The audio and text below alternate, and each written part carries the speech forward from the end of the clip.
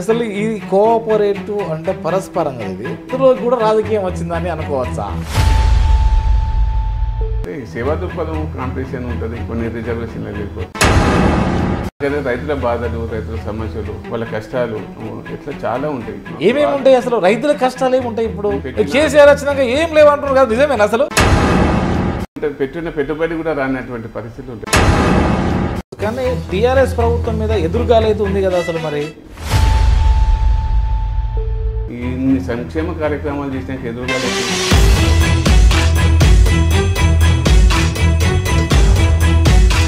ఏమేమి సంక్షేమాలు ఉన్నాయి సార్? 200 ఇచ్చే పెన్షన్ 2000 రూపాయలు ఇస్తుంది. మన 50 రూపాయలకి ఉండేటువంటి కిలో నూనె ఇప్పుడు 150 కూడా అయింది. మరి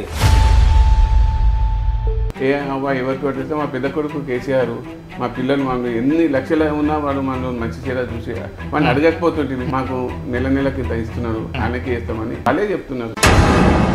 తెలంగాణ ప్రభుత్వం ప్రవేశపెట్టిన ప్రతి పథకం ఆమోదయోగ్యమే. అన్నిటిని పూర్తి స్థాయిలో అమలు చేయలేకపోయారనేది మాత్రం ఒక వాదన ఉంది. సార్ నమస్కారం. నమస్తే సార్. బాగున్నారా సార్? బాగున్నా. ఎలా ఉంది వ్యవస్థ అంతా? బాగుంది. రాజకీయం బాగానే ఉంది, మీ పదవి బాగానే ఉందా? బాగుంది అనుకోవచ్చా? అనుకోవచ్చు. మనం సేవ చేస్తే పదవులు బాగుంటాయి, ప్రజలతో మనం మంచిగా ఉంటేనే మనకు పదవులు మంచిగా ఉంటాయి. ఆ ఉద్దేశంతో పనిచేయలేదు. సో మొదటి నుంచి మీది మీ కుటుంబం మొత్తం అంటే అందరూ రాజకీయాలు ఉన్నారా, లేదంటే మీ చిన్ననాన్న రాజకీయాలు ఉన్నారా? చిన్ననాన్న ఒక్కడే ఉన్నాడు. ఆ తర్వాత మళ్ళీ మా చిన్నమ్మ సర్తైంది. సో మరి మీకు ఎట్లా అంటు పట్టింది మళ్ళీ?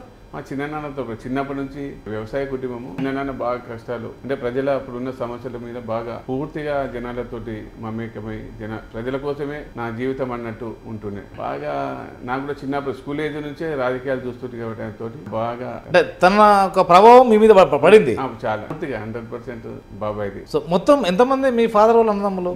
నలుగురులో ఇప్పుడు ఇంద్రారెడ్డి గారు చిన్న పూర్తిగా చిన్న. మీ ఫాదర్ మరి రెండో ఆయన. మరి అందరూ ఉమ్మడి ఫ్యామిలీనా? మొత్తం కలిసి ఉండేదా? కలిసి ఉండేది ఊర్లో. పెద్ద వ్యవసాయ కుటుంబం. మా తాత పేరు కూడా కృష్ణారెడ్డి, నా పేరు కృష్ణారెడ్డి. తాత పేరు పెట్టుకున్నాడు?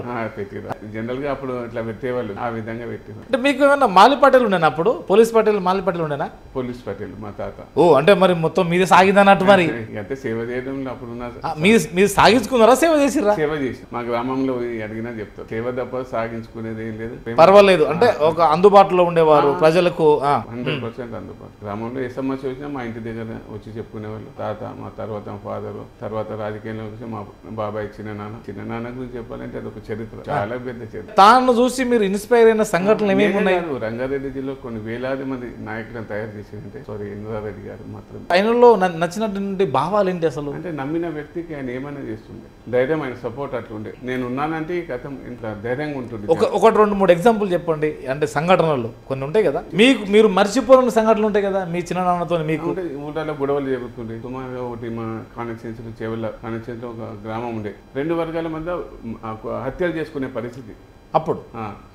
ఆ రాత్రి ఆయన సడన్ గా పోయి ఆయన ఆ ఊర్లోనే నిద్ర చేసి, ఆ ఊర్లో ఎలాంటి సంఘటన జరగకుండా సోళ్ళని పెట్టుకొని ఆయననే రాత్రి మొత్తం అక్కడ ఉన్నాడు, నిద్ర చేసేటువంటి సందర్భం. అంటే ప్రజలు క్షేమంగా ఉండాలి. ఇప్పుడు ఏ పార్టీ సారు?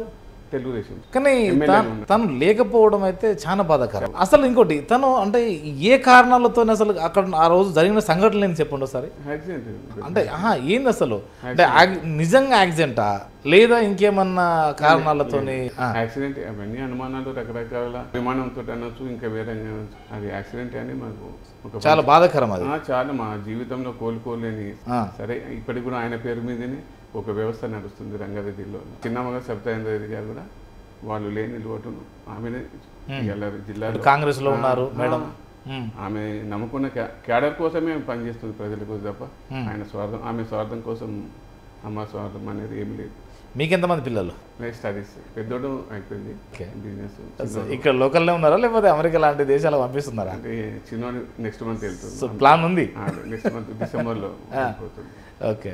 మీది ఓన్లీ రాజకీయమేనా, ఏమైనా వ్యాపారాలు ఇట్లా ఉన్నాయా? చిన్న వ్యాపారాలు తప్పగా సార్.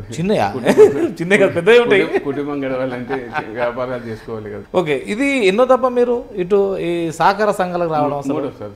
మూడోసారి. సో ఒకసారేమో పిఎస్ఎస్ చైర్మన్ గా, తర్వాతనేమో డిసిఎంఎస్ డైరెక్టర్ కూడా అయినా. ఫస్ట్ వైస్ చైర్మన్ ఉన్నారు. రెండోసారి వైస్ చైర్మన్ బ్యాంకుకి. ఇప్పుడు డిసిఎంఎస్ చైర్మన్, మా అమ్మగారి ఆశీర్వాదం, ముఖ్యమంత్రి గారి ఆశీర్వాదం, గారి ఆశీర్వాదం. సో ఇప్పుడు చెప్పండి, అసలు ఈ కోఆపరేటివ్ అంటే పరస్పరం కదా ఇది, ఇందులో కూడా రాజకీయం వచ్చిందని అనుకోవచ్చా? ఉంటుంది, అది మనం అవునన్నా కాదన్నా ఉంటుంది. ప్రతి దానిలో రాజకీయం వచ్చింది అంటే సేవా దృక్పథం కాంపిటీషన్ ఉంటుంది, కొన్ని రిజర్వేషన్లు వెళ్ళిపోతుంది. ఈ ఒక్కదానికి రిజర్వేషన్ లేదు, ఈ సహకార సంఘాలకు లేదు.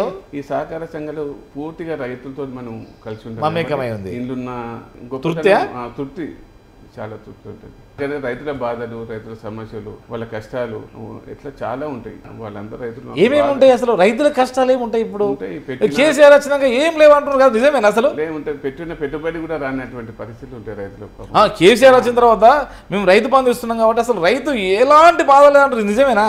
అంటే ఇప్పుడు తీది వాస్తవంగా ఇట్లా తీది అంటే రైతు బంధు ఇవ్వడం, వర్షాకాలం వచ్చిందంటే రైతులు దున్నడానికి పెట్టుబడి కూడా. కానీ మీ రంగారెడ్డి జిల్లా అంతా, అంటే మన ఉమ్మడి రంగారెడ్డి జిల్లా, ఎందుకంటే మీరు పోస్ట్ పెద్దది కాబట్టి, అంటే వర్షాధారంతోనే కదా 2 పంటలు వండే, అయితే సౌకర్యం లేదు కదా. ఇవే నిక్కంచెల్లి మొదలు పెట్టుకుంటే సుమారు ఇక్కడ ఏది ఇబ్రహీంపట్నం ఇటు, తర్వాత ఇటేమో మళ్ళీ వికారాబాద్.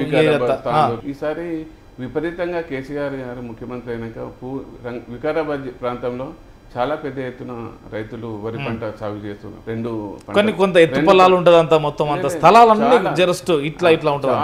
రంగారెడ్డి జిల్లాలో అసలు వరి పంటనే ఇక్కడ ఏ గ్రామంలో కనిపించలేని పరిస్థితి అప్పుడు తెలంగాణ రాష్ట్రం రాకముందు. ఇప్పుడు లక్షల టన్, వేల టన్ పెద్ద ఎత్తున రైతులు. ఇప్పుడు మీ డిసిఎంఎస్ మొత్తం వ్యాపారం అంతా చేసేది అంటే పిఎస్ఎస్ చేస్తే డిసిఎంఎస్ చేస్తే ఐకేపీ వాళ్ళు కూడా కొద్దిగా చేస్తుంటారు. ఓకే, అంటే ఇది అంతా సివిల్ సప్లై వాళ్ళు కొనుగోలు. ఎంత ఉంటుంది మీ డిసిఎంఎస్ పాత్ర? ఎంత ఉంటుంది అందులో? అంటే సుమారు 50% అబ్బాయి ఉంటుంది. కరోనా సీజన్లో ఎక్కువ శాతం మేమే చేసాం. ఆ 2 కరోనా సీజన్లో ఎవరు కూడా ముందుకు రానటువంటి పరిస్థితిలో ముఖ్యమంత్రి గారు మా పైన పూర్తి బాధ్యత పెట్టారు. మీరు ఎంత కష్టమైన సరే రైతులకు ఇబ్బంది, హమాలీలు కూడా లేరు పరిస్థితి, బీఆర్ఓలు కూడా వలసలు వెళ్ళిపోయే పరిస్థితి, రైస్ మిల్లులన్నీ మూసి చేసే పరిస్థితి. అలాంటి సందర్భంలో మేము ఫీల్డ్లో పోయినాం. మా స్థానిక చాలా మంది జిల్లా ఎమ్మెల్యేలు, మంత్రులు, మా అమ్మగారు రేంద్ర రెడ్డి గారు, వాళ్ళందరూ రోజు మనం ఏం జరుగుతుంది, రైతులకు ఎక్కడ కూడా ఇబ్బంది జరగకుండా కొనాలి, వడ్లు కొనాలి, అప్పుడు సక్సెస్ అయ్యారు, పేమెంట్ చేయాలి, సక్సెస్ అయ్యింది. అసలు ఏంటి ఇప్పుడు అంతా ఎలక్షన్ సీజను, ఎవరైతే ఆ పార్టీలకు దగ్గర ఉన్నారో వారి యొక్క ప్రయత్నం పూర్తిగా చేస్తున్నారు. సో మీ ప్రయత్నం ఎలా ఉంది ఇక్కడంతా? నేను చేవెళ్ళ కాన్స్టిట్యూన్సీ మా సొంతం కాబట్టి చేవెళ్ళతో పాటు మహేశ్వరం కాన్స్టిట్యూన్సీ కోసం ఇక్కడ మహేశ్వరం కాన్స్టిట్యూన్సీలో అమ్మగారి కోసం, మా కుటుంబం కోసం మేము బాధ్యత తీసుకుని, మీ కుటుంబం కొరక పేద ప్రజలకు అంటే అమ్మగారి మీద నమ్ముకొని ఉన్నటువంటి లక్షలాది మంది కార్యకర్తలు అనుకోని, ప్రజలు అనుకోని, వాళ్ళ కోసం. అసలు ఏంటి ఇప్పుడు మీ పాత్ర ఏంది? కొంత ప్రధానంగా ఉన్నది, నిజమేనా? ప్రధానం అంటే మన బాధ్యతలు ఇచ్చిన దాన్ని పూర్తి స్థాయిలో దానికి న్యాయం చేయాలని చిన్నప్పటి నుంచి నాకు అదే లక్ష్యం. నేను ఎక్కడ ఏ గ్రామానికి వెళ్ళినా నాకు కొంచెం గారి మనిషి ఈయన ద్వారా వస్తే కొన్ని పనులు అవుతాయని నా మీద బాగా నమ్మకంతో. సో మరి ఇప్పటి వరకు ఏ పనులు చేయగలిగారు మీరు? చేసాం చాలా, అంతేనా? వ్యక్తిగతంగానే డెవలప్మెంట్స్ కానీ. ఓకే, మీ ఇప్పుడు ప్రధాన పాత్ర ప్రజలను మమేకం చేయడమేనా? కోఆర్డినేట్ చేసుకున్నాం కార్యకర్తలను, ఎలక్షన్ ఎట్లా పోవాలి, జనాలకు మనం చేసిన సంక్షేమ కార్యక్రమాలు ఏంది, అమ్మగారు ఈ నియోజకవర్గాల మీద చేసిన అభివృద్ధి, ఈ గ్రామాలతో పాటు కాలనీలలో తిరుగుతున్నాము. అమ్మ మీరు తిరగగానే మేమే ఓట్లు వేస్తాము, మేమే సభ్యతాము అనుకొని, మేమే అభ్యర్థులం అనుకొని మేము తిరుగుతామని ప్రజలే చెప్తారు, మహిళలు చాలా మంది. సరే, మేడం కొరకు అట్లా చేస్తారు కావచ్చు, కానీ టీఆర్ఎస్ ప్రభుత్వం మీద ఎదురుగాలి అయితే ఉంది కదా అసలు? మరి లేదు, ఇక్కడ లేదు, ఇక్కడ కూడా లేదు. అట్లా ఇన్ని సంక్షేమ కార్యక్రమాలు చేసినాక ఎదురుగాలి ఎట్లుంటుంది? ఏమేమి సంక్షేమాలు ఉన్నాయి సార్? 200 ఇచ్చే పెన్షన్ 2000 రూపాయలు ఇస్తుంది. అంటే ఏది మన 50 రూపాయలకి ఉండే అటువంటి కిలో నూనె ఇప్పుడు 150 కూడా అయింది. మరి అయినా కూడా చాలా మంది వృద్ధులు సొంత కొడుకు కూడా చూడలేనటువంటి పరిస్థితి. ఎవరికి కొట్టేస్తే మా పెద్ద కొడుకు కేసీఆర్, మా పిల్లలు మమ్మల్ని ఎన్ని లక్షలు ఉన్నా వాడు మనం మంచి చీర చూసి వాడిని అడగకపోతుంటే మాకు నెలకి ఇంత ఇస్తున్నారు, ఆయనకి ఇస్తామని వాళ్ళే చెప్తున్నారు. అంటే ఇప్పుడు వాస్తవానికి సార్, అంటే ఏమాట చెప్పాలంటే తెలంగాణ ప్రభుత్వం ప్రవేశపెట్టిన ప్రతి పథకం ఆమోదయోగ్యమే. అది డబుల్ బెడ్రూమ్ కావచ్చు, 3 ఎకరాల భూమి కావచ్చు, తర్వాత KG2 పీజీ కావచ్చు, తర్వాత ఇంకా ఇక్కడ శ్మశాన వాటికలు, డంపింగ్ యార్డులు, గ్రామీణ ప్రాంతంలో రకరకాలు ఉన్నాయి. అంటే అన్నిటిని పూర్తి స్థాయిలో అమలు చేయలేకపోయారనేది మాత్రం ఒక వాదన ఉంది. At the same time Telangana ఉద్యమ నేపథ్యంలో కూడా నీరు, నిధులు, నియామకాలు అన్నారు, అవి కూడా ఇంకా పూర్తిగా అమలు కాలేదు, జస్ట్ అంతే. మిషన్ భగీరథ ఒకప్పుడు సర్పంచులు ఖాళీ బిందెలతోటి ఎన్నో గ్రామ పంచాయతీల ముందు నిరసన జరిపినటువంటి సంఘటనలు చూసినాం. కానీ ఇప్పుడు ఎక్కడ కూడా ఖాళీ బిందెలు బజార్లో కనిపిస్తలేవు. ప్రతి ఇంటికి నీళ్లు పోతున్నాయి. మహిళల ఆత్మగౌరవాన్ని కాపాడే భగీరథ కావచ్చు, మిషన్ కాకతీయ కావచ్చు, సక్సెస్ గ్రౌండ్ వాటర్ పెరిగింది. గ్రామాలన్నీ ఇప్పుడు పల్లెటూళ్ళు ఒకప్పుడు మురికి వాడలేక ఉంటుంది, తగ్గుపలు అవి ఊర్ల రోడ్ల పక్కన. కానీ ఇప్పుడు పోతే అంతా నీట్గా సర్పంచుల మీద పూర్తి బాధ్యత పెట్టిండు. ప్రతి నెల రివ్యూ తీసుకోవడం, రోడ్లన్నీ నీట్గా కావాలి. మరి చెత్త కుండీలు ఇవన్నీ పెట్టిరు కదా, దానివల్ల గ్రామాల్లో నీట్గా ముక్కలు పెట్టినాం, పరిశుభ్రంగా ఉన్నాయి. ఎక్కడ కూడా దోమలు కానీ ఎక్కడ కానీ ఎలాంటి వ్యాధులు లేకుండా ఇలా గ్రామాల్లో ప్రశాంతంగా ఉన్నారు. సో మరి వీటినే చెప్పబోతున్నారా మీరు? అవే చెప్తున్నాం, ప్రజలకు చెప్తున్నాం. ప్రజలు కూడా మాకు అవునని నమ్ముతారు కూడా. మాకు ఏం చెప్పారు. ఇప్పుడు ఈ మహేశ్వరం నియోజకవర్గం అనేది దాదాపు హైదరాబాద్ లో కొంత పార్ట్ ఉంటుంది. సో ఎట్లా మరి, ఎందుకంటే కొంత సిటీ వాతావరణం వేరుంటది, పల్లెటూరు వాతావరణం వేరుంటది.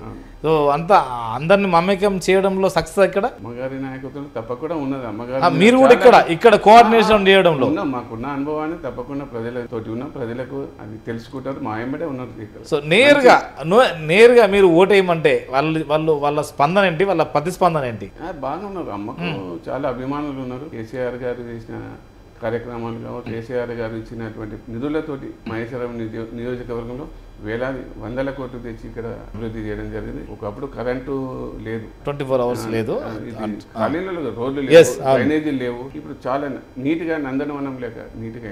మరి వాళ్ళ జీవనోపాధికి ఏమన్నా కనీసం లోన్లో అంటే కొంత వెనుకబడిన తర్వాత ఉంటారు కదా, ఏది అంటే బీసీ బంధు అని, తర్వాత దళిత బంధు అని, ఇవన్నీ కూడా ఇప్పుడు దళిత బంధు బీసీ అనేది ఒక స్కీమ్. అది అంటే 100% ఇప్పుడే అయిపోతుందని కేసీఆర్ గారు కానీ లేదు, మేము కూడా అని చెప్తాం. భవిష్యత్తులో అది కంటిన్యూ జరుగుతుంది తప్పకుండా స్కీమ్ కానీ.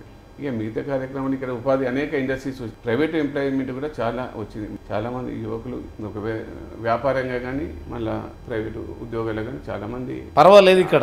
సో ఒక ఉపాధి అయితే సోర్స్ వస్తుంది అనుకోవచ్చు. ఇండస్ట్రీస్ రావడం వల్ల చాలా మంది ఉపాధి అయితే ఉన్నది. కానీ కాకపోతే గవర్నమెంట్ ఉపాధి కావాలంటే చాలా మంది అభిప్రాయం. మరి అదంటే ప్రక్రియ అది. అవి సో గెలిపే లక్ష్యంగా పోతున్నారా మొత్తం మీద? గెలిపే లక్ష్యం గెలుస్తాము. కానీ అంతా ఇప్పుడు అంతా దీని మీద ఆధారపడినా కదా, ఎట్లా మరి అంతా రాజకీయ వ్యవస్థనే ఆ విధంగా తయారైంది అంటున్నాను నేను. అనేది అంటే ఇప్పుడు వాస్తవానికి అంటే మనిషిని చూస్తారా లేదంటే డబ్బులను కూడా చూస్తారా? రెండింటిని సమానంగా చూస్తారా? మనిషినే చూస్తాం. మా కుటుంబం ఇందులోనే ఉన్నప్పుడు ₹1 లేకుండా 3 సార్లు ఎమ్మెల్యే ఆ రోజు.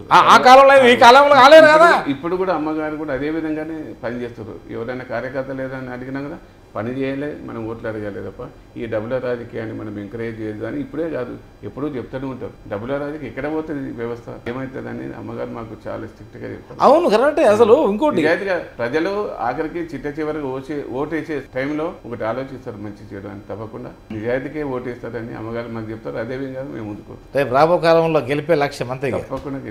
సో ఇక్కడ ఏది అంగబలం, ఆర్థిక బలం, కార్యకర్తల బలం, ఇంకో బలం, ఇంకో బలం, అన్ని బలాలు ఉండాలి. బలం తప్ప అంటే ఇవన్నీ కూడా అవసరమే కదా. విమానాన్ని మించింది, ప్రేమను మించింది ఏది లేదు. సో ఒక డీసీఎంఏ చైర్మన్ గా పూర్తి స్థాయిలో 28 days అనుకుంటా నామినేషన్ ఏమైనా ఉందా? ఏదైనా మహేశ్వరం నియోజకవర్గం తెలంగాణ రాష్ట్రంలో ముఖ్యమంత్రి గారిని మళ్ళా మూడోసారి ముఖ్యమంత్రి చేయాలని తెలంగాణ ప్రజలు క్లియర్ గా ఉన్నారు. ప్రతిపక్షాలు ఎంత సరే మూడోసారి ముఖ్యమంత్రి మరి సబితా మేడం ఉన్నాయి, సబితా మేడం వద్దా? అమ్మ గెలుస్తారు తప్పకుండా. అంతేనా? 100% గెలుస్తారు. వాళ్ళకు క్యాండిడేట్లే కరెక్ట్ లేరు, దొరుకుతుంది. ఇంకా తర్జన పరిధి జాతీయ పార్టీలే ఢిల్లీలోనే ఈ మహేశ్వరం నియోజకవర్గంలో ఎవరిని పెట్టాలి, ఎవరిని తీయాలని ఇంకా చర్చ ఉందా? ఇంకా చర్చలు ఉన్నాయి. అవును, ఒక అపవాదం ఉన్నది.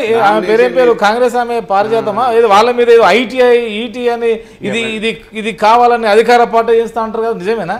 ఐటీ అనేది మన చేతిలో ఉంటుంది. మాకే తెలుసు కదా అవన్నీ. సార్ పాపం వాళ్ళకు తెలుసో తెలియక అంటున్నారు కానీ మేము పట్టించుకోమా. ఏదో కామెంట్ చేయాలని తప్ప అది వాళ్ళకు కూడా తెలుసు, సింపతి కోసం తప్ప. ఓన్లీ సింపతి కొరకే. సరే వాళ్ళ గురించి మనం చెడుగా అవసరం లేదు కానీ అవసరం లేదు. అమ్మగారు గెలుపు కొరకు మీరు ఏం చేయబోతున్నారు? ప్రజలను అంతే, ప్రజల కోరిని చేసుకుని కార్యకర్తలతో కలిసి. అంతకన్నా ముందు కూడా మీ పాత్ర ఉంది కదా ఇక్కడ. ముందు పోయిన సార్ 2018లో ఉంది కదా మీ పాత్ర. అమ్మతో ప్రతి పాత క్యాడర్, మాకు మంచి పరిచయాలు ఉన్నాయి. ప్రతి కాలనీలో ప్రతి గ్రామంలో తిరిగి అమ్మ చేసిన ఉదయం 8 గంటల నుంచి రాత్రి 12 గంటల వరకు ఎక్కడ కూడా భోజనం లేకుండా కూడా తిరిగిందమ్మ. అంటే జనాల కోసం డెవలప్మెంట్స్ కోసం టైం సరిపోదు పెద్ద కాన్స్టిట్యున్సీ. ఇంకా ఉన్న క్యాడరే మా నాయకులే చాలా మంది అమ్మ ఏం తిరుగుతుంది తగనం తిండి నీళ్ళు తాగదని మాకే చెప్పుండి మీరు అని చెప్తుంది అతని పరిస్థితి. కార్యకర్తలే మీ బలమా? తప్పకుండా వాళ్ళ పైసలే బలమా? లే కార్యకర్తలే రెండు కార్యకర్తలు నాయకులు కార్యకర్తలు అంతే కదా. ప్రజలు సిద్ధంగా ఉన్నారు అమ్మగానే గెలిపించాలి. ఇలాంటి నాయకులు దొరకడమే మా అదృష్టం భావం అని కూడా చాలా మంది కార్యకర్తలు మాకు చెప్తా ఉన్నారు. అదే దిశగా అమ్మ గెలుస్తారని విశ్వాసం తప్పకుండా. సో మీరే చూశారు కదా, ఇదండి సమయం అయితే వచ్చింది, కాలమే నిర్ణయిస్తుంది. నమస్కారం సార్. Thank you.